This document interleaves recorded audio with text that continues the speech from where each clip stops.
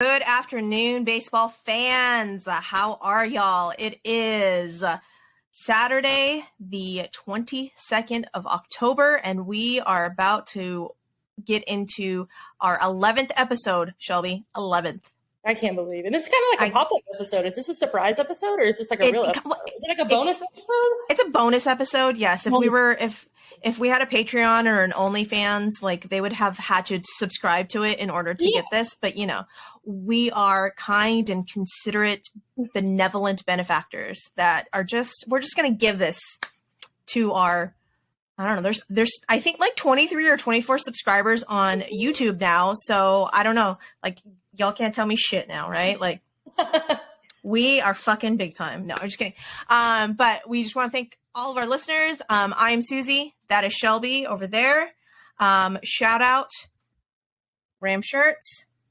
Oh, man. Yes. I tell you what. So I need to tell you my Yeah Keep Booing shirt story of the week. So, you know, it was Unity Day on Wednesday. And so our counselors were like, you know, anti-bullying, all this kind of stuff. Well, I have one orange shirt. And it's that one. And I was like, ooh, you know what? I was like, probably shouldn't wear that on an anti-bullying day. So I went with the orange Verlander jersey. I forgot that I did have that. But yeah, I was like, anti-bullying. I don't know if I should wear the Yeah Keep Booing shirt on it. That is hysterical. So for our podcast listeners that are listening only, I am currently wearing the Yeah Keep Booing shirt from Ram Shirts, and we all know what this is in reference to. Altuves and all of his lovely fans that love him in the various stadiums, traveling stadiums that we go to. So I'm wearing it in remembrance. I don't know. Maybe Yankee fans have learned their lesson, and maybe they will not boo Altuve. But I feel like that's way too much to ask a very smart fan base like New York. You know what? He's struggling. It's very obvious he's struggling at the plate. I hope they boo the shit out of him because that might be what he needs. You know, maybe the fan that ran on the field last game will be the turn that Altuve needs. I don't even know. It's gonna be the hug.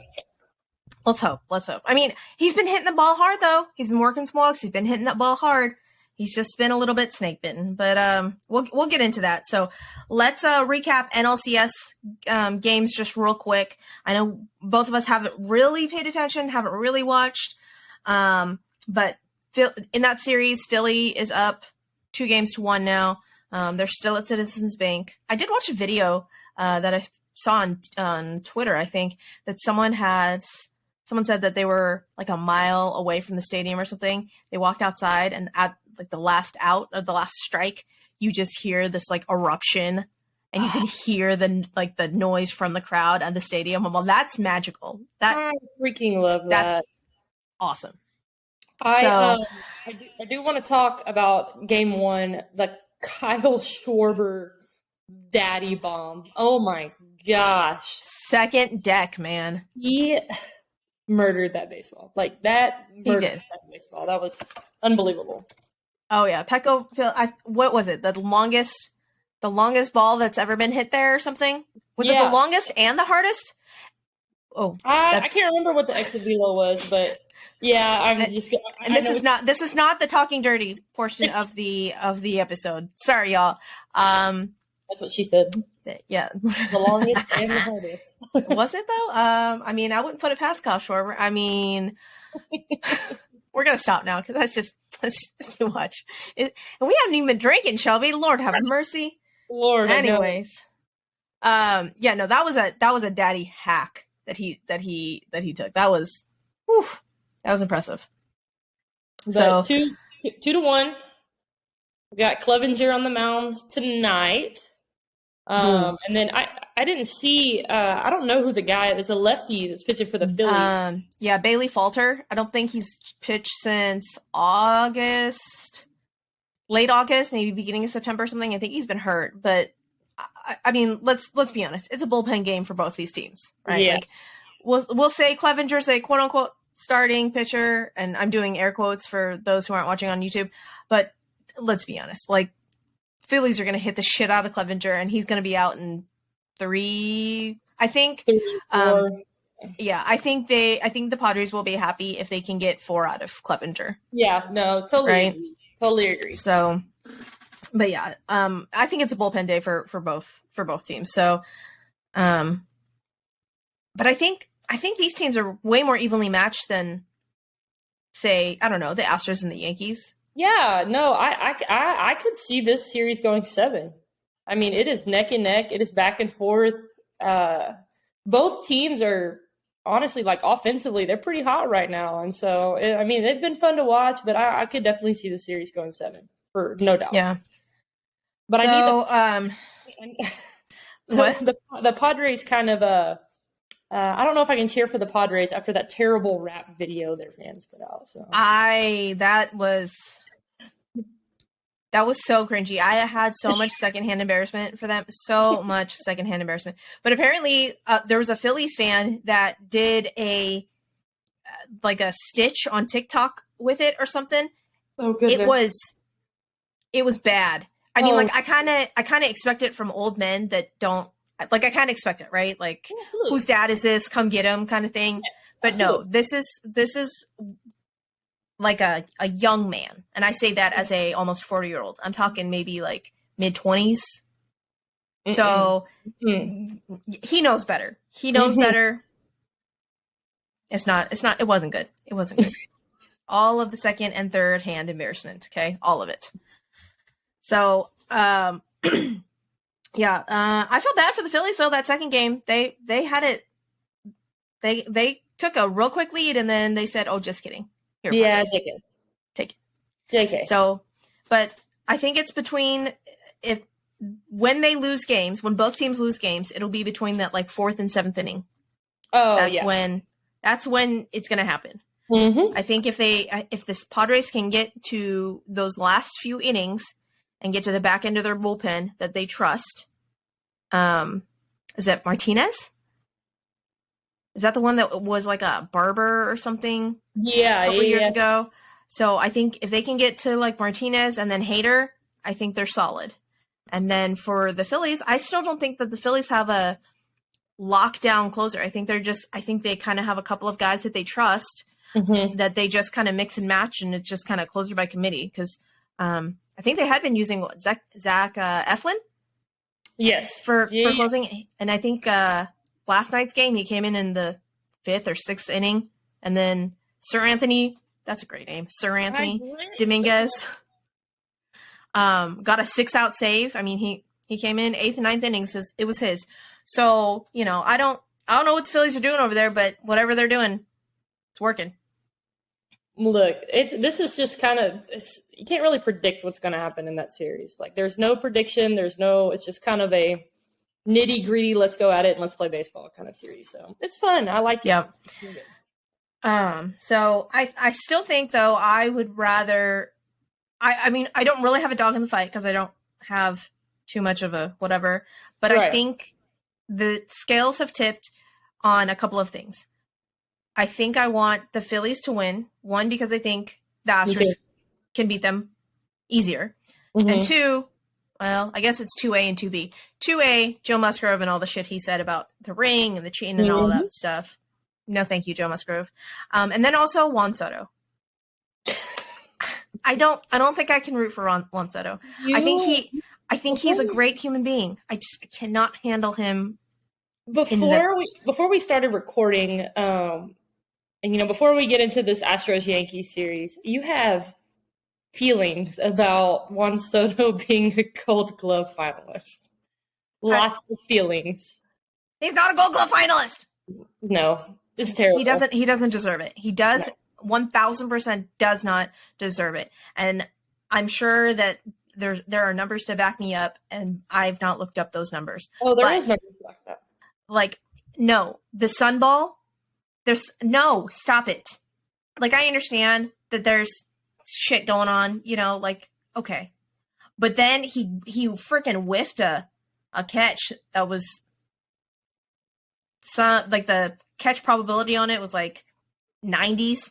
Totally missed it last night. And I have so many No. Juan Soto, no. I mean, obviously you care what, a random podcaster person says, obviously. But no, you do not deserve it. And if King Tuck does not win this Gold Glove, I will riot. Yes, I 1,000% agree. 1,000% I will riot. I'm so glad he's getting some recognition finally. Finally, man. But even though he's getting like this type of recognition, it still seems like they still don't put the respect on his name that he deserves.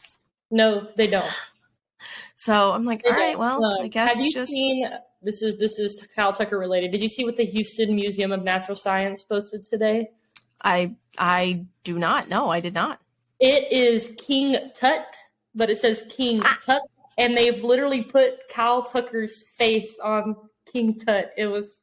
That's amazing. I'll have to go look that up.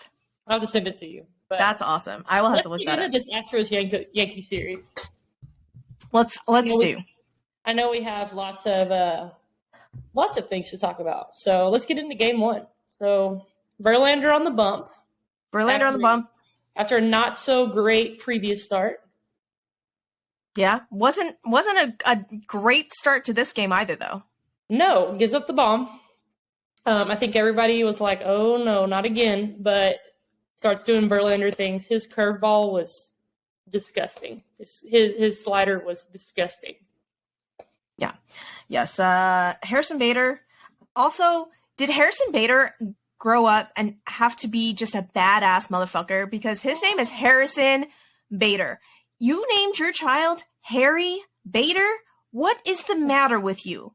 I have that name. He had to have been. He had to have learned to.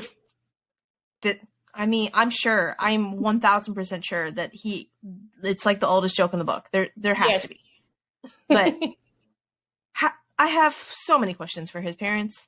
So many. Anyways, but yeah, Harrison Bader gives up the solo bomb, or gets the solo bomb. He's not the leadoff hitter today. Did you know that? Did you see the lineup? Really? It just came out. Anthony Rizzo is now batting leadoff, and Bader is 6th, I think, behind Matt Carpenter. Okay. Yeah. So, okay. Mm-hmm. But anyways, yeah. So Harrison Bader gets the solo home run, and we're like, oh hell. But Maldi, I was so pumped. I think it was game one when he tried to bunt attempt. I know this was like later in the game. I was like, but big Oppo, double? Oppo double to score 2? Yeah. So Chaz singles, Maldi doubled, and then Altuve worked a walk. But it was that double scored Chaz in. And that Chaz chomp, I like that. I like that a lot. I love it, especially seeing Justin Verlander. When Justin Verlander's getting into it, you can't. And then we got people with like gator suits on, like yeah. And everyone's like, "Is it because he went to Florida?" I was like, "He didn't go to Florida. Like, it wasn't. That's not anything to do with it." Okay, it's fun. Everybody's invested into it. Kind of like the only other ones I can really think of is like the Jose. That's really like the only. I have words on that. Why people at Minute Maid? Why are we not doing this for Altuve now? I don't understand it. I don't either. Can we start? Maybe that's what he needs. I don't know. Anyways, those were my thoughts on that. But yeah, Altuve. But he worked a walk though. See, like he's working walks. He's not swinging out of his shoes. It's just a matter of time. So I'm hoping that first pitch just bomb. Same. That's what I'm hoping. But yeah, after the 4th, Justin Verlander said, "Oh, just kidding. We're gonna lock this shit down now. Let's do it." What do you have? 11 Ks or something like that? He had like 11 Ks in game one. My goodness. Yes. Yep. My goodness. So Pena doubled in the 5th. Jeremy Pena. My shortstop forever. Oh my gosh. He is a postseason phenom right now. Like, set all of the tables, sir. Just set them. Set them. And then freaking Yuli Gurriel. I'm fucking here for Yuli. Postseason Yuli. Best Yuli. Love it. Best Yuli. He leads the Astros with a 1.085 or something. What, his OPS? Mm-hmm. Oh my gosh. Well, and he came out in an interview. I think it was after game 1, and he was like, I didn't have a great season, and I know that. And so he like took the time, and he was like, I'm gonna have a better postseason, and he sure is doing that for sure. Yes, he is. Yeah, and I guess he's leading all of the Astros in all of them, not all the categories, but yeah, in like all the hitting categories. I'm not upset about it. No. Like I'm fucking here for it. Lapina, you keep doing you, sir. But yeah. Alvarez gets intentionally walked after Pena doubles. Bases loaded. Because Breggy walks, and then Kyle. I think Tuck's gonna take advantage of the short porch today too. I hope so. You can even tell, like, in his body language in the box, he's very frustrated right now. So, I'm hoping with the off day, I hope he took some time to kind of get his confidence back, because he's not being King Tuck right now. He doesn't even look like King Tuck. Like, he's just not. I'm really hoping that the off day did him well, but yeah.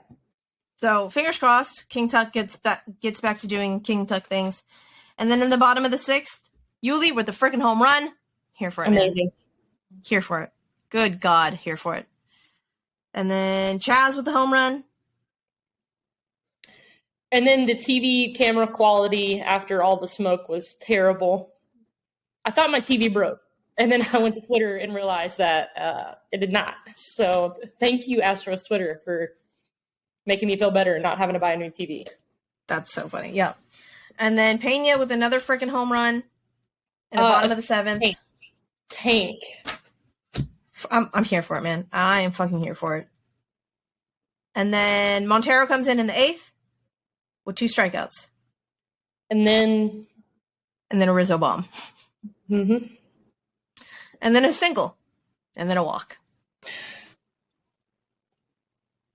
Do you think they should have brought in our long-haired hippie friend, Ryan Stanek? And I say friend in that he doesn't know who we are, but I consider us friends. I don't know. I can't give you an honest answer off the top of my head because I don't remember who was up, and I don't know his numbers. He gets lefties because I know you have lefties that come up. I don't know. I don't remember his numbers against lefties, but yeah, why have we not seen this man?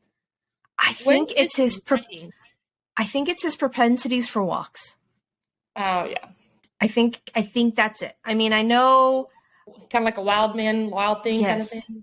Yeah. I mean, granted, he has like the lowest ERA of all the relievers, right? Like, yes, 1,000%, and he can work himself out of some trouble, but I think the whole point is not to get in the trouble to begin with. Maybe. I could see that. I mean, like he's known to do well in the postseason. When he was with the Marlins, he was shoving in the postseason. So I don't know. Maybe we're just saving. I don't know. So, but yeah, and then Presley comes in and gets a 4-out save. I was like, oh, look at you, Ryan Presley, with your 4-out save. I was very nervous. I'm not even going to lie, because you never really know sometimes what Presley you're going to get. And so I was like, especially against the Yankees, Yes. Especially against the Yankees. And I had like kind of an oh shit moment. So, yeah. But, gosh, disgusting. He looked phenomenal. He did. He looked phenomenal. Electric. I am so glad that they finally realized, let's turn off the lights. Yes. And like they got the little strobe lights going. Love it. We're finally getting on everybody else's level when it comes to that. But yeah, so I'm so here for his God's gonna cut you down entrance, and I'm 1,000% here for it. So we win that game, and granted, it felt like, well, once Justin locked it down, it felt like the Yankees were never going to score again, right? Like they were they were so defeated. They were so defeated. And then, what's crazy is like, we want to get to the Yankees bullpen because the Yankees bullpen is not great, but you don't want to get to our bullpen because our bullpen is so great. Mm-hmm. We have such a good situation. before we wrap up game one, I think it's very important before we get to game two to talk about the roof was closed for game one. The Minute Maid Park roof was closed game one. Disclaimer. But game two, roof is open. The wind only affects the Yankees, Shelby. It only affects Yankees, Shelby. The roof was closed for our at-bats. Did you not know that?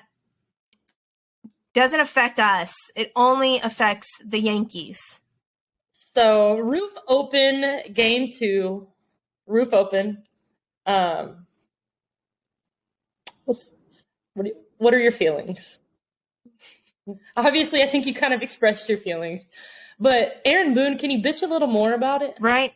Here's the tiniest fucking violin that I have for you, okay? Like, Aaron Boone. Not we've struck out 30 times in 2 games. The wind was blowing. I'm sorry. That's a petty ass excuse. So it was ass excuse. It was fucking ridiculous. And Luis Severino, sir, you didn't even know that Brege's freaking ball went out of the yard at 91 miles an hour until you went to the fucking iPad. So you mean to tell me that you had to wait to get to your iPad to see that it was going that slow and that it was lucky? Sir, no. Stop it. This is the shit that just aggravates me about the Yankees, because not only their fan base is terrible, obnoxious, but I'm saying not all fan bases, right? Not the entire. I'm sure not the entire fan base is horrible. I'm sure there's 3 nice Yankees fans out there. And I'm sure there is. I'm sure there is, but the behavior and the it's the entire franchise, yeah. But very. And when I saw the press conference with Aaron Boone, I was like, it's a joke. It's a clown. Yeah. I saw on Twitter one of their Yankee reporter guys saying that Harrison Bader didn't know. So Harrison Bader didn't know that he was batting leadoff in game 2. Right. And one of the field reporters, Shahadi or Gardner, whichever one, was like, "How does it feel, to be batting leadoff for the Yankees?" And he's all, "I'm batting leadoff today." What? He didn't know that he was batting leadoff, right? So one of the reporters had asked Boone about that, and Boone was like, "Well, as soon as the list is finalized, as soon as batting order is finalized, it gets sent out to the players, and some players are a little bit more diligent about looking at it than others." I'm sorry, what? So you're basically just calling Harrison Bader incompetent? How about you just say, "Oh, yeah, I probably should have told him." What? I wonder if that is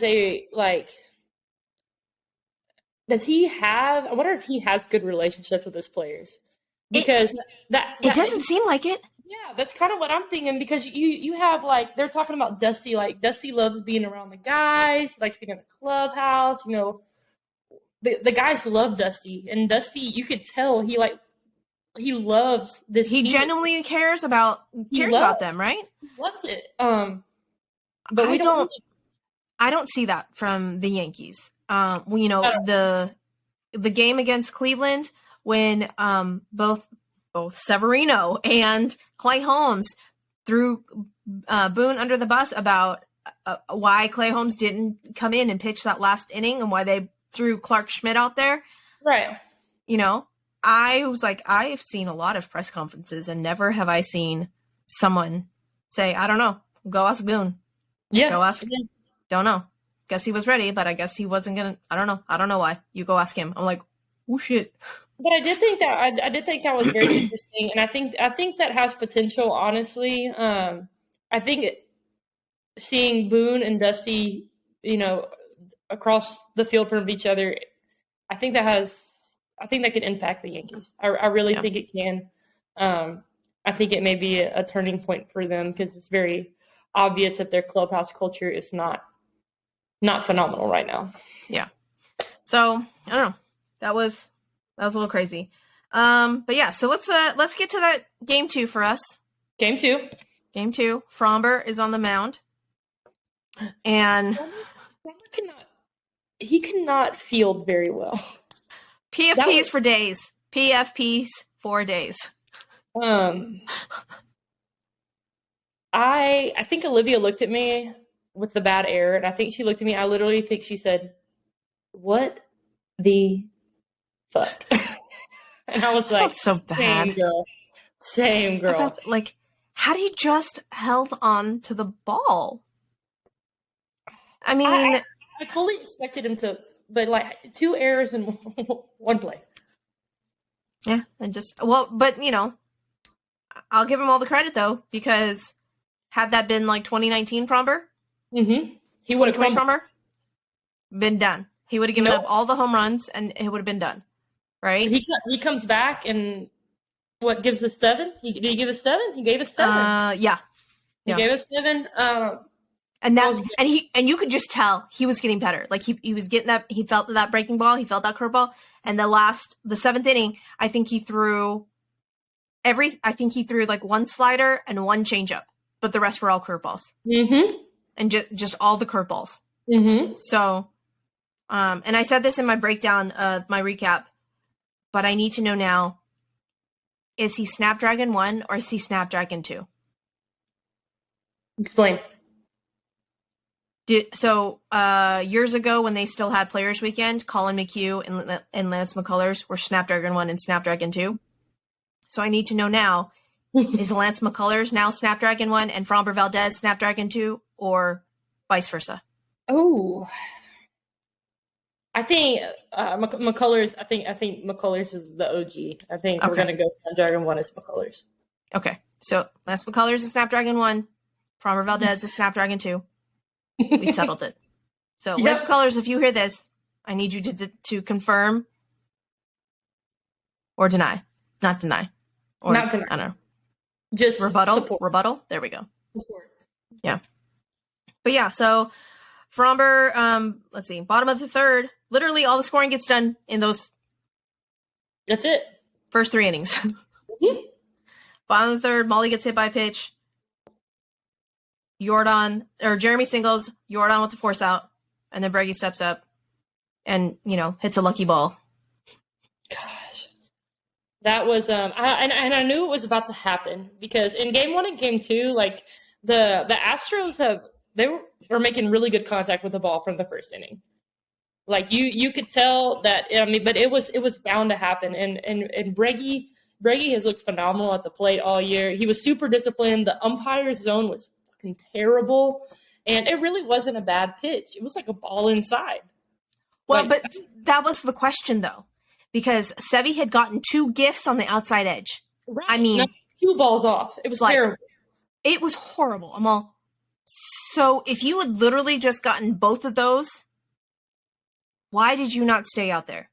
Right. No, I 1,000% agree, because I mean that the outside corner for righties, that umpire was giving like a ball or 2 off the plate. Like Altuve had that terrible strikeout, but he had to swing because we've been calling. I mean, it's been strikes all night. Yeah. I mean, I will give that he was consistently bad. He was consistently bad. It was not a good strike zone. I don't know what was happening.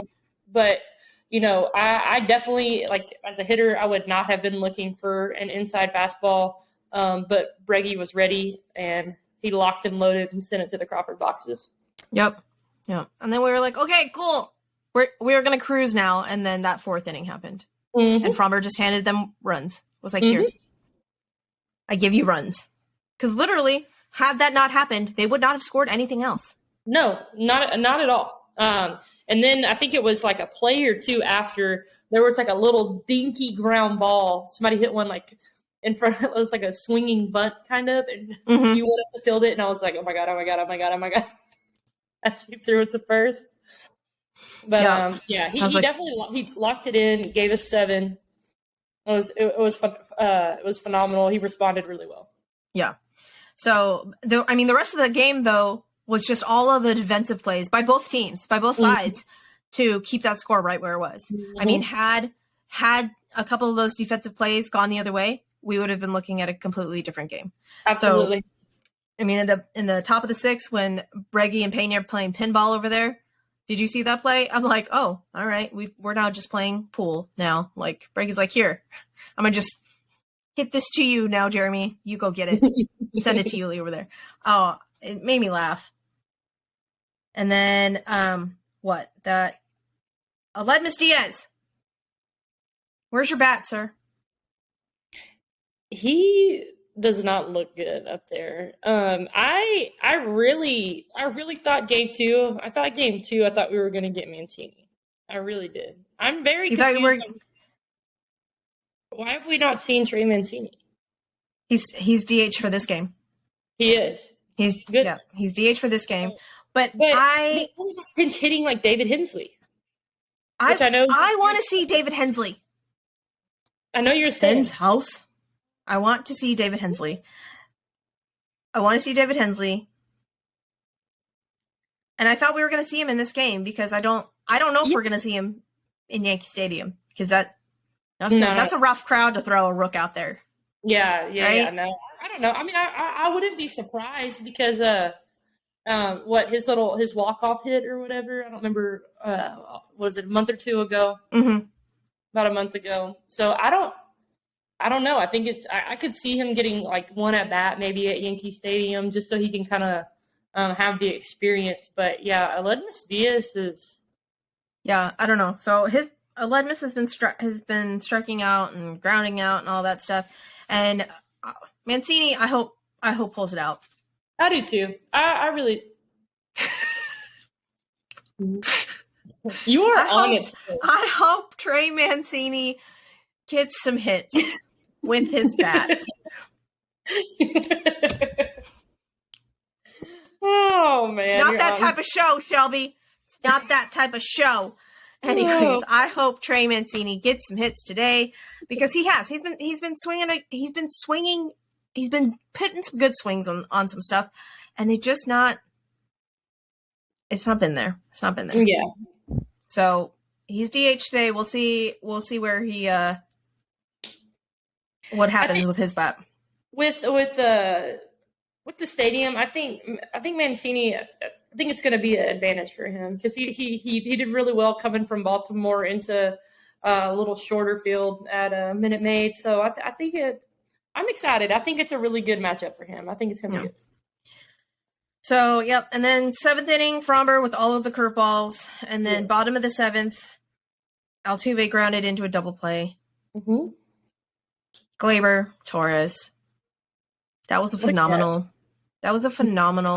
dive. And then frickin' Peraza pirouetting in the air and making that throw. I begrudgingly tip my cap. Mm-hmm. Because that came off of Altuve's bat at something stupid like 112 or 160 miles an hour or something.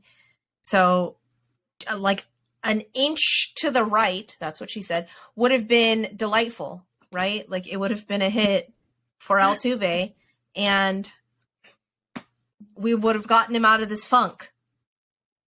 But maybe that's what he needed. He needed that, and he needed the hug. Maybe he does. Hopefully. I don't know. And then the eighth, Wandy Peralta. I know you said you didn't see it. No, I didn't. I need to know. It was after the seventh inning, I started I turned into a pumpkin after about 9:30 during the week. I was like dying. Yeah. So any of our listeners out there, I need to talk about this with people. Why was Wandy Peralta biting his hand on the mound in broad daylight, not daylight, in view of other people? What is going on there? I have so many questions, and I maybe will try and find a video clip of it somewhere, somehow, of Wandy Peralta biting his own hand. But then we need to talk about the Jordan pickoff, though, because I really think that it was bulk. Bulk. Like a chicken? Anyways. Yeah, no, I did too. So, one of the fancy definition is you can't make a deceitful, a move that could be deceitful to the runner. I thought it was a balk. I thought it was balk. Is that not reviewable, challengeable? I guess not. But yeah, no, I was like, ooh. Yeah. I don't know. So that was the 8th, and then bottom of the 8th, Brian Abreu, sir. You want to talk about some clenching of orifices on my body, man. Whew.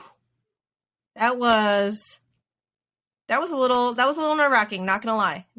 So he gets first out, and then Masturbator walks, and Judge comes up, and I'm all, good Lord. Okay. I'm like, you got this, Abreu. Like, but all of my things are clenching. All of them, Shelby, all of them. And then, we specifically opened the roof for that at-bat for Aaron Judge. Yes. So it wasn't because Kyle Tucker had any sort of skill in catching a ball. No. Timing, athleticism, none of that. No. It was the roof open. Yeah. Roof open decision. Yeah. But yeah, King Tuck makes an amazing catch out there. And thankfully the bat, his at-bats has not been translating to his defensive capabilities out there, right? So, like, shout out Tuck for doing that. And then that last at-bat that Giancarlo Stanton took, you want to talk about some big dig pitching. Good freaking night. Strikes him out with a freaking fastball at 99 miles an hour. That's a I dare you to hit this. That was I dare you to hit this. And Giancarlo's like, boom.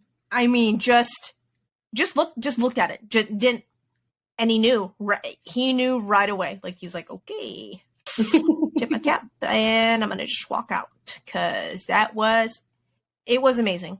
It was amazing. And then all of my things unclenched, and it was amazing. But I kind of feel bad because I feel like Abreu has usurped Ryan Stanek's role, right? I don't know. It's just very interesting. I wish somebody could come out and give me an answer, because I think it's because we usually go like it's like Montero or Neris, and then Stanek, and then Presley. Like, Stanek's always our setup guy, but I don't know. Yeah. So I don't know. Maybe we'll see Stanek now. Who knows? I think that splitter neutralizes righties and lefties, though. Yeah? No? Yeah, I would think so.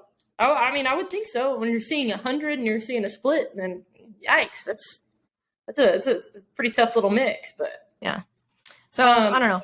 What were your thoughts on using Presley so early? Again? Mm-hmm. He goes 4-out save in game 1, and then comes and does it again in game 2. Not 4-out. It's another save. The 4-out save, though, I want to say he was economical with his pitches, though, wasn't he? Wasn't it like 10 or 12 pitches or something? Something like that, yeah. Okay, so I was still a little bit nervous, I'm not going to lie, but I felt a little bit better because he was so economical with his pitches. But I was a little worried. I was a little worried because Presley on back-to-back days is not super sharp. Yeah, no, I was definitely a little nervous, and it makes me a little weary too, utilizing him twice so early in the series. Yeah, but who was it in game 1 that he struck out though? Was it a different part of the lineup? I don't remember in game 1, I think. I know. Oh man, who did he get game 1? I can't remember if it was Verlander or if it was Presley. Somebody threw a disgusting curveball to Matt Carpenter. That was this last game for the check swing. I think so. I think it was game 1, but his stuff was really sharp. Let me see. Hold on, I'm looking at the summary for game 1 and see. But yeah, no, maybe, who knows? Since we've utilized, do we see Stanek come in and close? I don't think we're going to see Stanek come in and close. If anything, it's going to be either Neris or Montero. I think if anything, it'll be we'll see Stanek in either the 6th or the 7th, and he'll be like the pre-setup man or whatever, and then so it's Stanek, Abreu, Neris, Stanek, Abreu, Montero,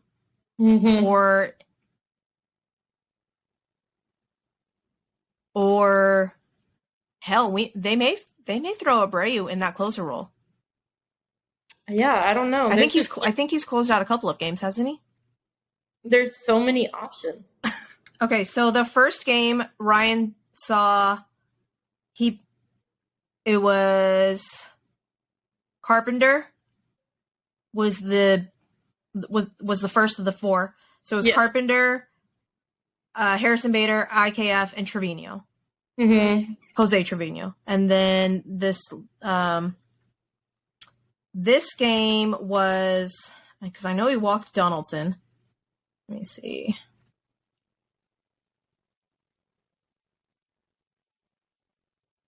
Rizzo, Glaber, walked Donaldson, and then Matt Carpenter.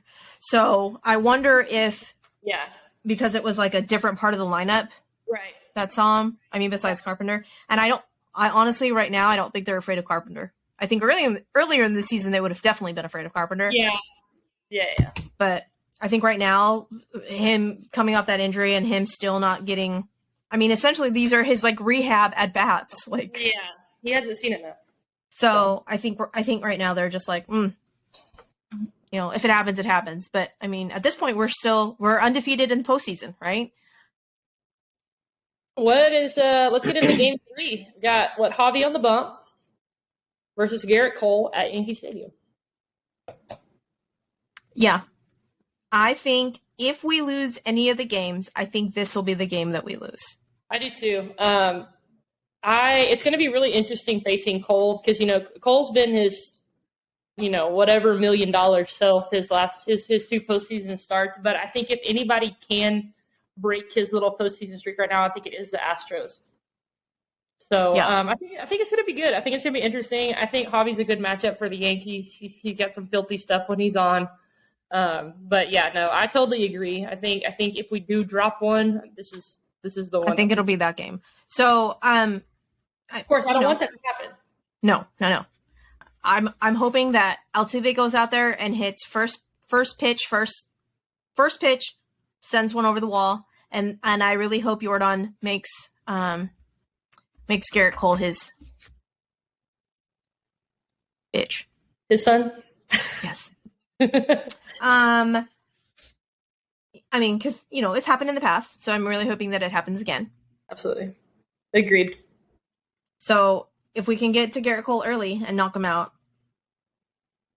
but I don't think that's going to happen. I think Garrett Cole will fight through because he's a professional. I mean, as much as I want to talk shit about him, and I don't have the utmost respect for him, he's a fantastic pitcher. Yeah. So I think he'll settle down, and if we drop one, it'll be today. I think Christian Javier is gonna go out there though and go toe to toe with him. Oh yeah, no, absolutely. He performs well against the Yankees.